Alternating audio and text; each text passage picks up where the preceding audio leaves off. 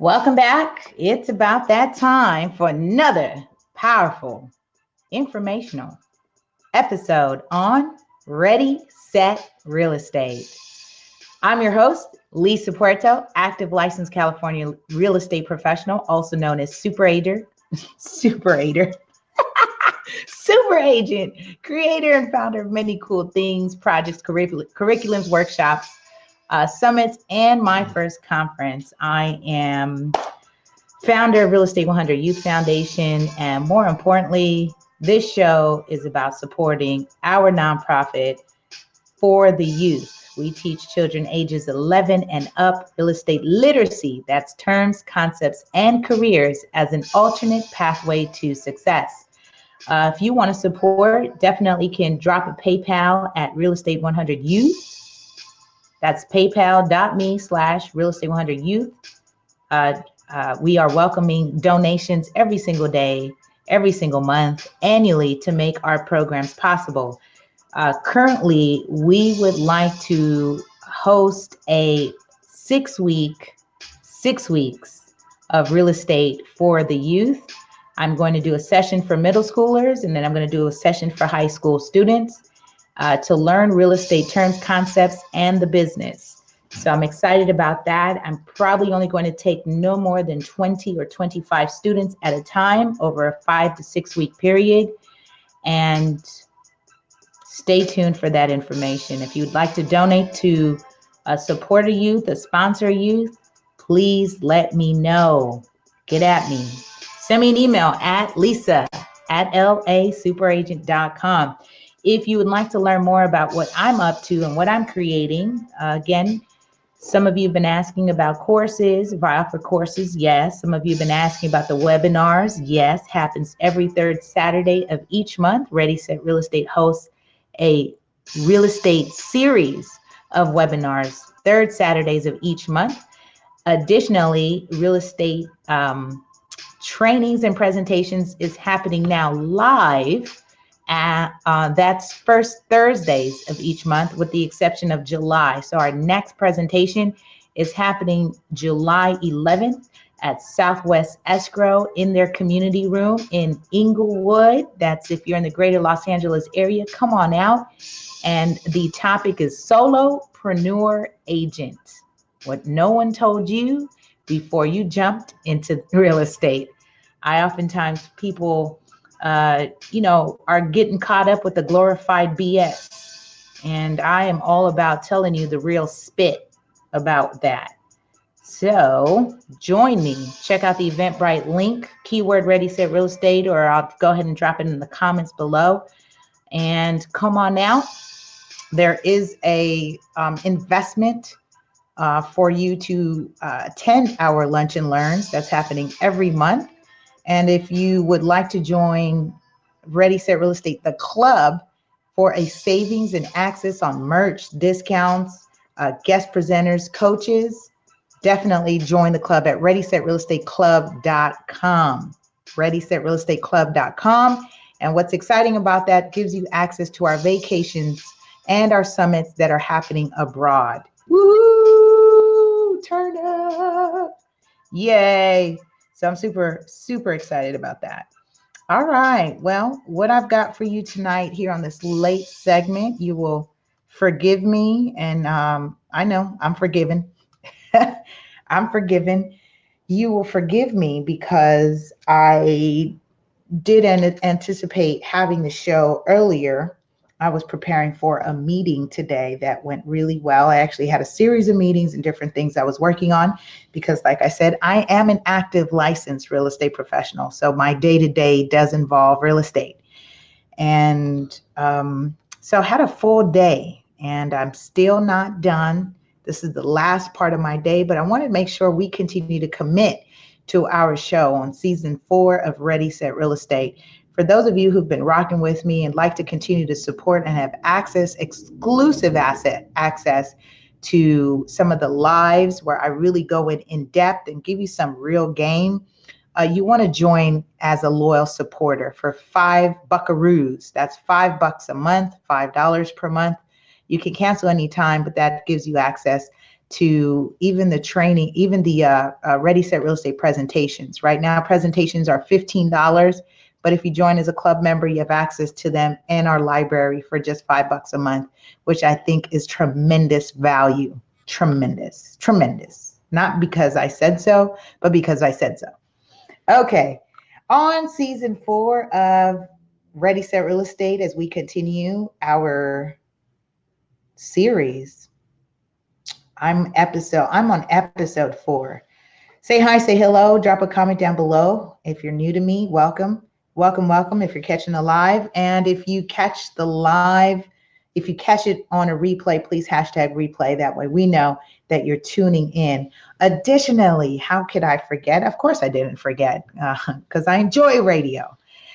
Shout out to our radio podcast listeners who are tuning in on Spotify, iTunes, Anchor, Stitcher, Breaker, Castbox, Apple Podcasts, and on and on and on. Without you, there is no me. So thank you for your continued support.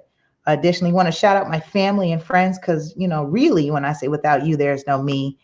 Thank you for supporting my wild ideas, including Ready Set Real Estate, which is growing and scaling. We're now doing live events offline, and we're also doing a lot more. You'll be seeing a lot more of what's to come, and I'm completely inspired and reinvigorated, especially as I start to see progress and seeds coming out and budding out.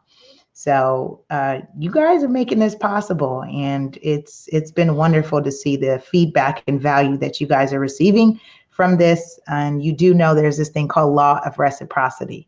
So that's albeit referral, tagging, sharing, reposting, or donating. That's one way that you can reciprocate the energy in which I put out of my time to share my level of expertise and experience in the real estate industry. Okay, I've got a goodie for us tonight. I've noticed what the last topics had been, so I want to continue in that direction as we were talking at least from the buyer side. I will go through it, and then I'm going to switch and cover topics from the seller side. I think it's important that we see both perspectives, because there's tons of education happening around buyers, not enough education happening around sellers and homeowners, which I'm excited to say I'll probably be the first and one of the very few that is doing a series. And shout out to propertyownersedu.org.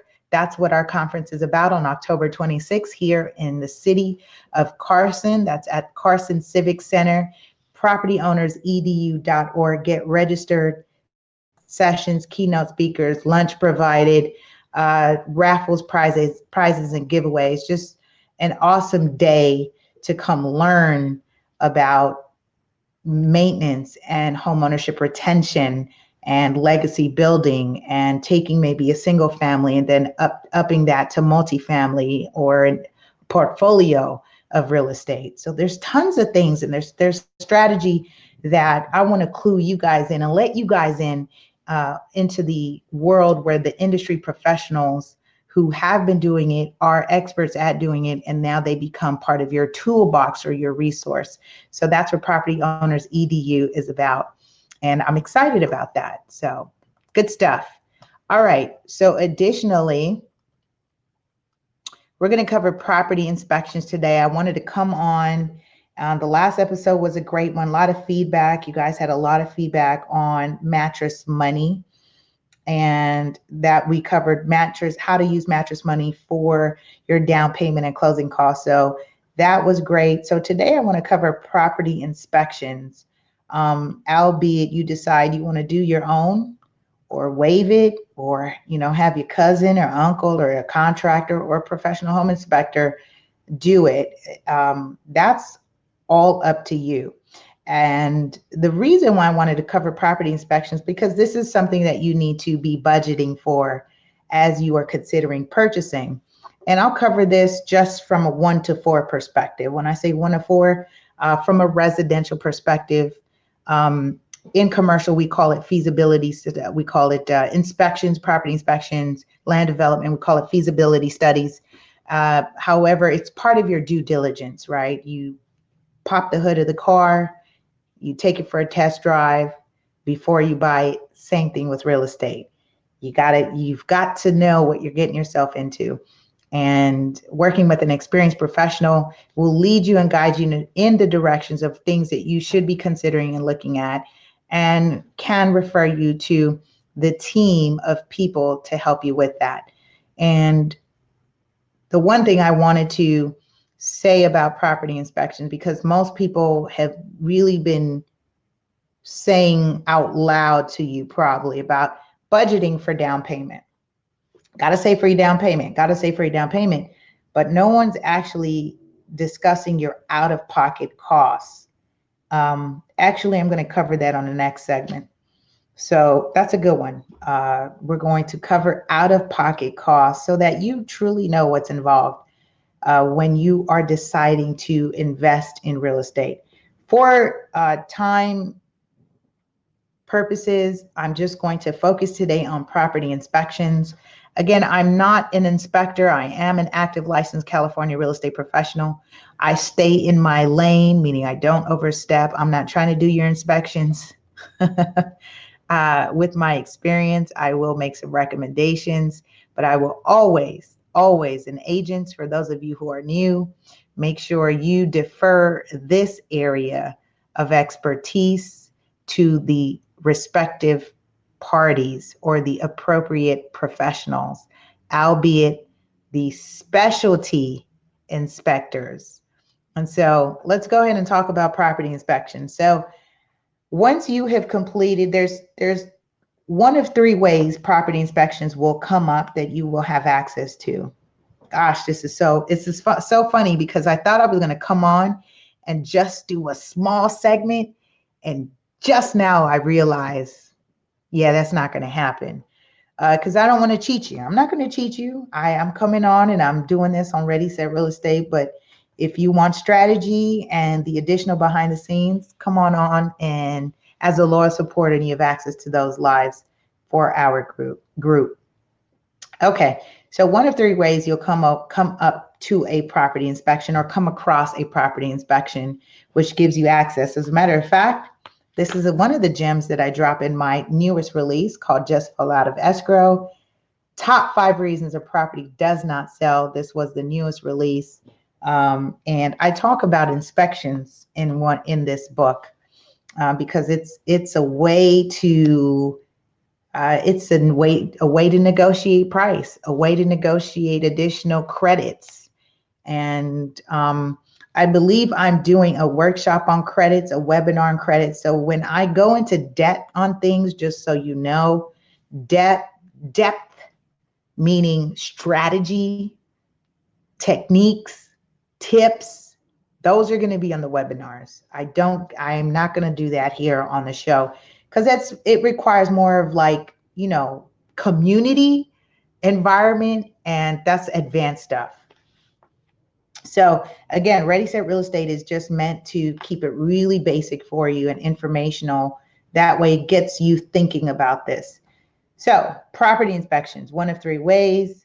So one of the first ways you'll come across a property inspection is once you've opened escrow. So you submitted an offer. If you're a buyer, you submitted an offer, your offer was accepted. And now you have what is called your inspection contingency period. So this is where you will hear the words due diligence. Type that in the comments below, due diligence. And when you are doing your due diligence inspection, in your professional home inspection, general inspection, property inspection, whatever you're calling it, that is for you to do within a certain time frame. This is the moment where you get to pop the hood of the car and see if this is the home you want to move forward in. And don't be dissuaded. Don't be dissuaded about coming across some items that you may feel a little bit overwhelmed about, because if you don't ask, you don't get. So you will go through your property inspection initially when you're during your escrow period. Now this is, let's say, a standard sale, and I have to qualify it by calling it a standard sale. That means standard sale, and I'm going to get into another example of how and when property inspections happen.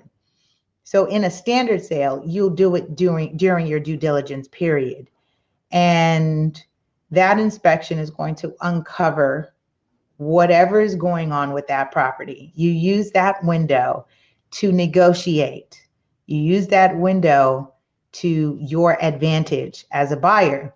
Now, for sellers who've never experienced this, and this is where I need to explain to them, just like I do with buyers, this is not a pass or a fail, because this is not a city inspection. This is not a pass or fail. So I want to clarify for you that as a homeowner who has listed their property and the buyer is now doing their due diligence, and that includes their general home inspection, it is not a pass or fail. This is allowing them to really dig deep, open up the worms, if you will, right? Open up the can of what's happening with your property, because you have disclosed and said, yes, I did the roof 15 years ago. We went ahead and added a second bath. We changed out swapped out the tile for hardwood. Whatever you have disclosed in your seller's disclosures, this is where the buyer still has to do their due diligence and confirm and verify for themselves what is happening at that time. Okay. And so they get that back in the form of a home inspection report, property inspection report. I'm going to use that interchangeably, but then I'm going to qualify it, because there is a difference between a general home inspection and a city property inspection, which is why I want to go into this so you know. Oh, this is so good. I'm just thinking about it. I'm thinking about this because I haven't seen anyone really take the time to tell you guys this. And so I want to go ahead and say this, because there's this thing called pre-sale inspections. And then there's called general home inspections. Right now, I'm just discussing general home inspections. So once you have the report back during your general home inspection, your general home inspector, albeit they're certified or GC licensed, meaning they're a general contractor, they may defer you to other specialty inspections, like specialty for pools, specialty for roofer. Those are specialty inspections, specialty for plumbing, specialty for electrical. You may want to do a land survey inspection. When do you do surveys? When you want to make sure you know the boundary. Where does your property line end? If there's at any point any confusion as to where it ends and it begins as it relates or corresponds to the plot map. I'm actually going to be doing a section. I was inspired by the class I took yesterday. It was a training. Shout out to Coach DP3, David Plummer of the DP3 organization, who did a presentation on title and preliminary report. So I'm inspired by that class. I am going to I'm going to do this on Ready, Set, Real Estate. You don't have to do a webinar, because I think you all need to know this. Everything I share, I think you all need to know anyway. I'm going to share on the webinar deeds, understanding deeds, and how to read it, how to read your deed, the plot map, what's on there, all that significance. I think you need to understand how to read that and overstand it. Okay, so how are we doing? So good, so far so good. Good. Go ahead and press 1 in the comments below and let me know if you're feeling good about this. If you have any questions, go ahead and drop your questions below. I am answering questions on the live, and this is what I'm here for. Thank you for tuning in on our late edition, but your girl is active, so I was working today and didn't get a chance to do it sooner, but I'm committed to the time. We're going to keep it short, sweet, and powerful. Somebody watch my time. I'm good. Okay. So that was one of 3 ways a property inspection comes up. The other way is if you are buying an investment property or under the sale of an auction or a probate property, Now, if we want to learn more about probate, stay tuned. I'm going to cover that. We're going to cover all types of sales because there's REOs, there's underperforming, non-performing notes, there's, I said REOs, there's estates, probates, and there are standard sales, there's downsizing, there's also doing upgrades as well, and close concurrence. Tons. And so there's so much built into each and every one of those types of sales. And I want to make sure that you guys are aware of how that works, how each transaction works. Okay. So let me see here. I just want to make sure I'm not missing any comments. Okay, good. Okay, good. I just want to make sure because I see you guys tuning in, which you're taking the notes right now. That's good. That's good. All right. The second way on property inspections, or you will come across a property inspection, is during those types of sales. Auction, investment, probate, and that usually happens before you write your offer.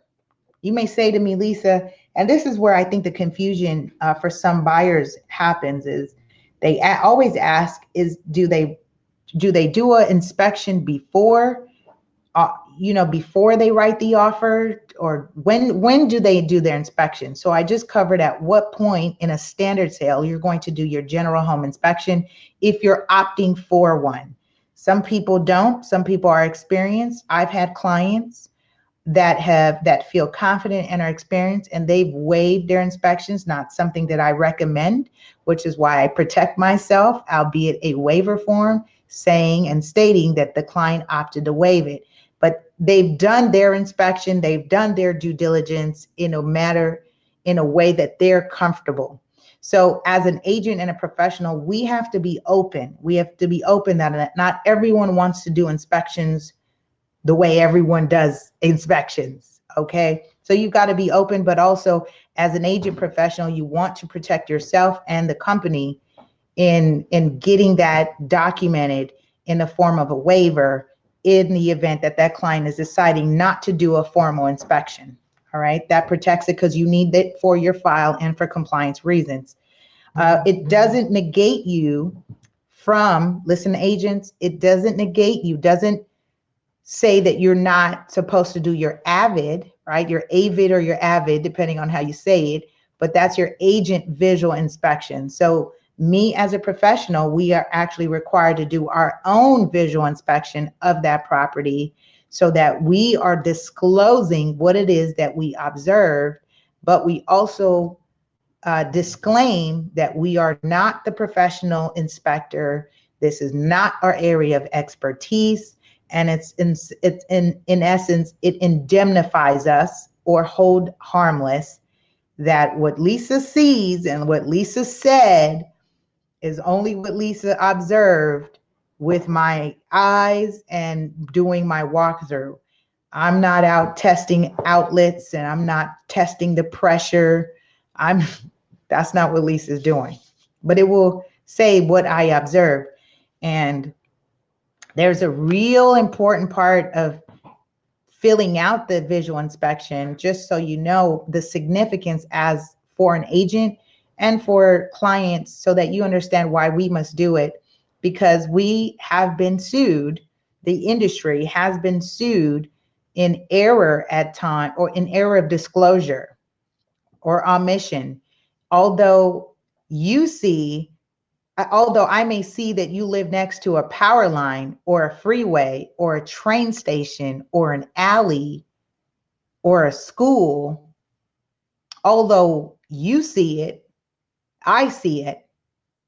If I don't disclose in writing that I've pointed it out to you, that you're there because you have to sign off on the AVID, that's a liability that I open myself to, because you may say, I don't want to live next to a school because of the traffic, right? I work graveyard and I sleep during the day. I don't want to live next to a train. I didn't know the train runs at this time. I didn't know the train was operating. So that requires full disclosure on the AVID form, so you are fully aware. And that is part of the inspection period. Full inspection, full disclosures. Okay, how are we feeling? We feeling good? I'm feeling good about this. Okay, so I actually kind of went back on the general inspection and tied in the agent inspection as part of all of this. So now the second type of inspection happens before you write an offer. You say, what? I'm going to write an inspect. I'm going to hire somebody out to inspect a property before I make an offer. Why would I do that? Yeah, why would you do that? You will have to do that in the event that you are looking at as-is purchases, investment properties, probate estates, sometimes foreclosures. And that depends on you taking your team out there. That's your contractor. This requires you to be more experienced. And those who also have not been as experienced in probate, you usually want to go out and take your contractor inspector to go take a look and give you those estimates, so that way you're fully aware of the costs involved, so you can factor in what the ARV is, right? After repair value.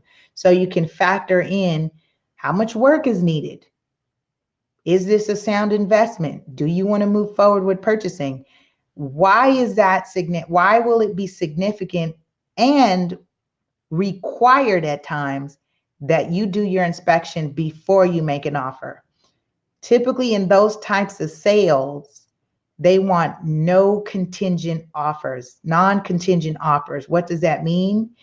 The time frame is usually much shorter. The time range sometimes is driven by court as well. And once they approve the sale, in the example of a probate sale, they're not going to want to deal with you finding out oopsies and saying, I actually, it's a little bit too much. It's going to cost me too much and I want out. The court doesn't have time for those games. They don't have time for those games. Let me say it again. The court doesn't have time for those games. They deal with tons of cases. FYI, how do we avoid probate, people? How do we avoid probate? People? We put our properties in a living trust. Wills are still contestable and subject to the probate code. So if you sit and tell me, well, Lisa, I don't have a trust, but I got a will. I wrote a will. Wills actually create more damage than helping, because now the court has to make sense of what your intention was in your will. Sometimes they're poorly written and you can create more damage than help the situation after you transition. One of the best tools is to look into getting a living trust, albeit a revocable trust or irrevocable trust. A living trust. Go ahead and make that investment and save yourself $25,000 and up in probate costs, attorney fees, etc. All right. And so that would be an example where you will come across an inspection, at which time you will complete your inspection, which means, yes, you're going to be investing money in the inspection. Now, let me just go back, because I didn't get to give you the range or the estimate. Your general home inspections typically range from 300 on, I would say on a single family, 300, 375, depending on your inspector, 400 for some, depending, again, that depends. And you want to just check, you want to check their credentials, you want to see their work, you want to ask them for a copy of their report, see if you like their style of reporting. Is it understandable? Is it legible? There was one person way back in the day that I knew hand wrote, and that's difficult to read. So we have the technology now that people can actually type reports and it's, and provide a summary. So ask for that. Ask for a copy of the summary. Ask for a copy or a sample of their report. That way you can see what it would look like. Okay. Actually, I will be doing that as a series for our buyer series. We are bringing on an inspector that would be covering that section and walking them through the home inspection process and what to expect, and they'll get sample booklets of what the report is. And so they're better prepared and don't feel like when they get the news of whatever's happening on the property, they're not discouraged or dissuaded to move forward. Because even if it's new construction, there's something that's happening. Sometimes with new construction, you'll have termite. Sometimes there might be a leak on new construction. And then you have wear and tear and common issues that come with homes that are much dated and much older homes. So inspections are very important to be educated on and not feel like it's the end of the world. It's not a pass or fail. And check out the past episode where I actually had a professional home inspector on, where he talked about what it is that he does from that standpoint. Today, I really wanted to expand the conversation and discuss the types of inspections, when you're paying for it, when you're completing it, and at which point do you decide, do I stay or do I go? Because your inspection is one of your contingencies in which you can cancel a contract as a buyer.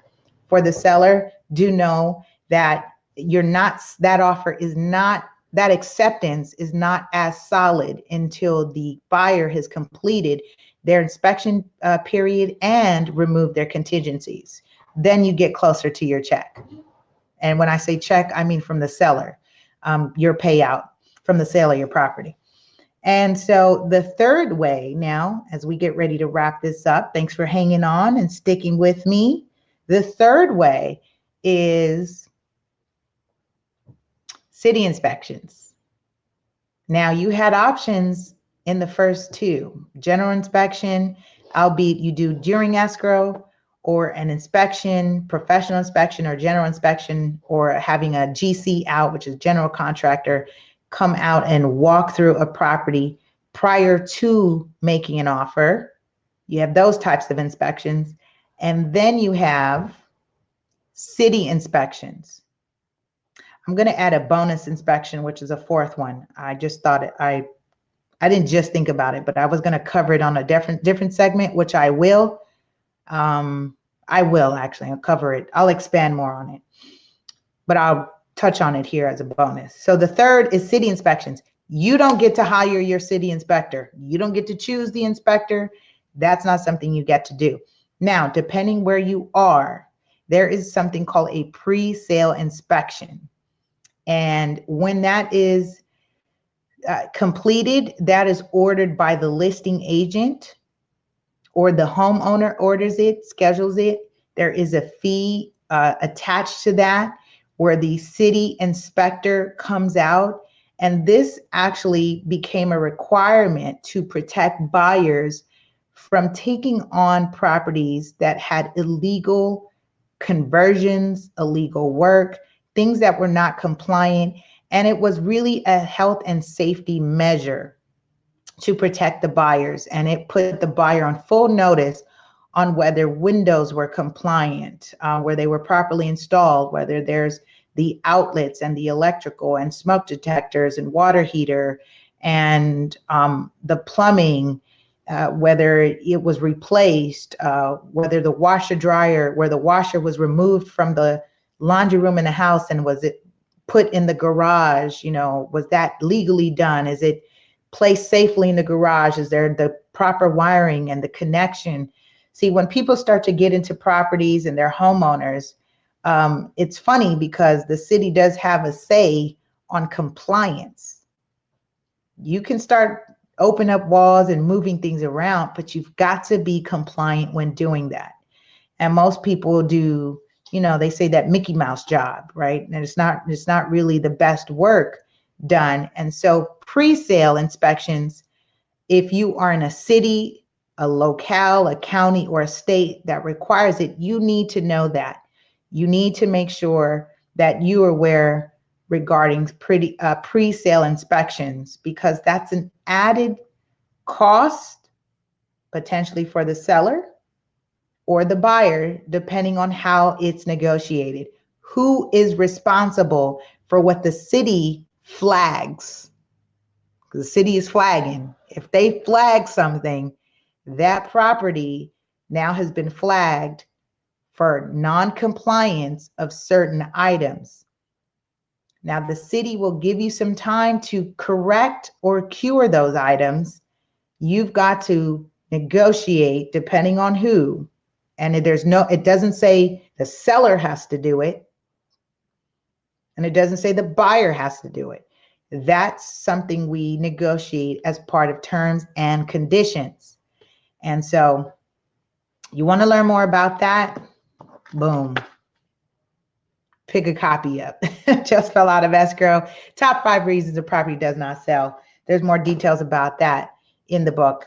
All right, so that's your third way you come across inspections. And the bonus way, fourth, is appraisal inspections. I know you think appraisal, you think, well, wait, appraisals are values. Appraisals are values. Actually, FHA insured loans have a very the word that pops up is finite, but I'm not going to use finite. That's what just popped in my head because I think about all the logistics.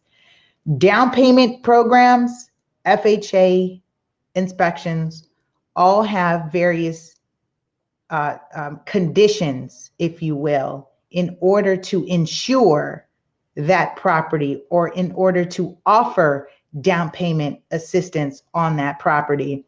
And so in addition to your general home inspection, you, the buyer, will pay for your FHA appraisal inspection, which is looking for health and safety, any hazardous scenarios happening with that property.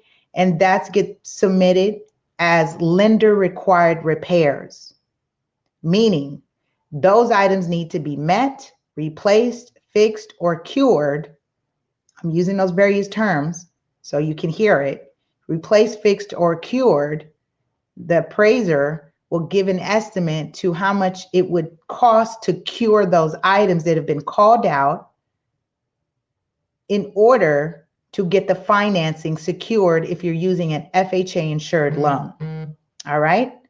And then there's down payment assistance programs. If you're using city funding, county funding, there's also an inspection that is tied to that is also looking for certain requirements of that property. Some are more strict than the others, which is why, as an experienced professional, we've got to ask the questions of how the buyer is financing their purchase. And that's a question that you should know whether you're representing the seller or you're representing the buyer, because the financing is going to dictate some additional inspections and costs associated, both from a repair side, if it's a lender required repair, and also from the buyer side, if they have to incur those additional costs to repair. If it's city inspection and the seller says, I don't want to deal with pre-sale, I'm not doing it. You do it. And I give you strategy on how to work that out in the book. All right. So you can check out lasuperagent.com. Check out the store. You can order the book. I believe I'm offering this as an ebook for $10, something like that. So a lot of gems in that one. All right. You feeling good about this? I am. This was a good one. I'm glad I was able to cover on this. Inspections, property inspections. Now you have no excuse now. Lisa told you, okay? Lisa said so. You know, I like to say my Lisa said so. Lisa said so. More importantly, Super Agent said so. All right, that's my time. As I get ready to wrap this up, make sure you subscribe, tag, and share on all social media at Facebook, Twitter, Instagram, YouTube. Let somebody know what we are doing. Remember, this show supports Real Estate 100 Youth Foundation. And guess what? Our real estate youth course is now available on Udemy, Teachable, and Gumroad. You have no excuse. It's summer. Your kids could be learning real estate. In fact, they should be learning real estate.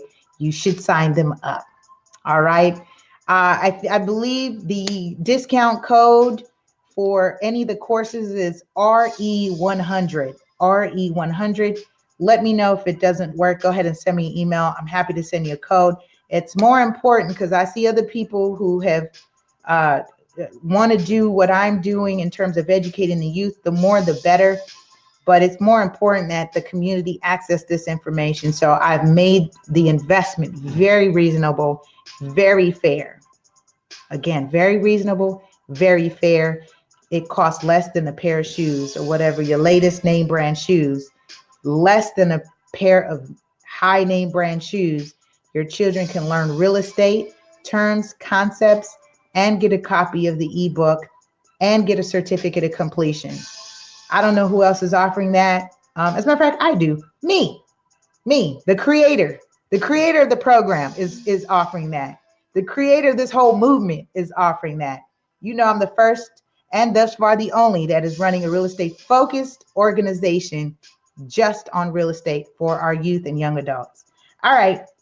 Feeling myself today. I had a wonderful day, and I trust you did too. I'll see you next week, and we continue another powerful episode of Ready, Set, Real Estate. See you soon. Bye.